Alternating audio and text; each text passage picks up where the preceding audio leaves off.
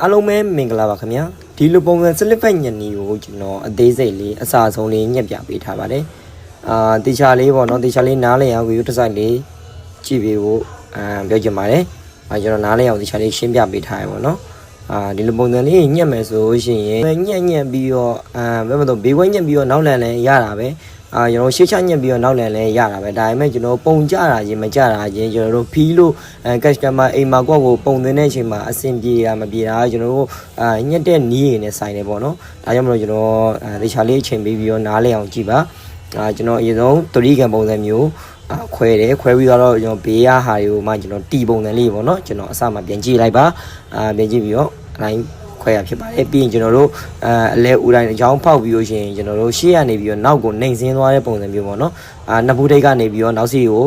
နှိမ်ဆင်းသွားတဲ့ပုံစံမျိုးကျွန်တော်တို့ဘေးခွဲညက်တယ်လို့ပဲဘေးခွဲကျွန်တော်တို့ညာခွဲညက်မယ်ဆိုရင်ညာဘက်ကရှည်ပြီးတော့ဘယ်ဘက်ကတိုရတယ်လို့ပဲကျွန်တော်ကနောက်မှလှန်ပြီးတော့မှညက်မယ်ဆိုရင်စလစ်ဘက်ပေါ့နော်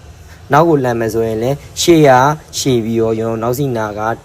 တူသွားမယ့်ပုံစံမျိုးပေါ့နော်မှကျွန်တော်တို့နောက်ကိုလမ်းလာတဲ့အချိန်မှာအဆင်ပြေမှာပုံကြမှာပေါ့နော်ပုံနေပါရဲ့အရင်သွင်းကြမလို့သွင်းတော့သွင်းရတာပေါ့နော်ဒါပေမဲ့အရင်သွင်းမှပုံကြမယ့်ပုံစံမျိုးမဟုတ်ဘူးကျွန်တော်ညက်ကနေကကျွန်တော်သူ့ရဲ့နီးစနစ်မှန်မှန်ညက်ထားဖြစ်တဲ့အတွက်ကြောင့်မလို့ပုံသွင်းရလဲလွယ်တယ်ပေါ့နော်ဒါဆိုရှင်ကျွန်တော်ဒီလိုပုံစံမျိုးနောက်လန်နဲ့slip back လေးပေါ့နော် slip back လေးရပါပြီဒီလိုပုံစံလေးညှစ်ချင်တယ်ဆိုရင်တော့ကျွန်တော်ရှိတဲ့19လန်88ကြားကဘာမှ hit slot ကိုလာဖို့အားလုံးဖိတ်ခေါ်ပါတယ်ခင်ဗျာဘိုကေနေချင်တယ်ဆိုရင်လည်းကျွန်တော်ဖုန်းနဲ့ကျွန်တော်ဘိုင်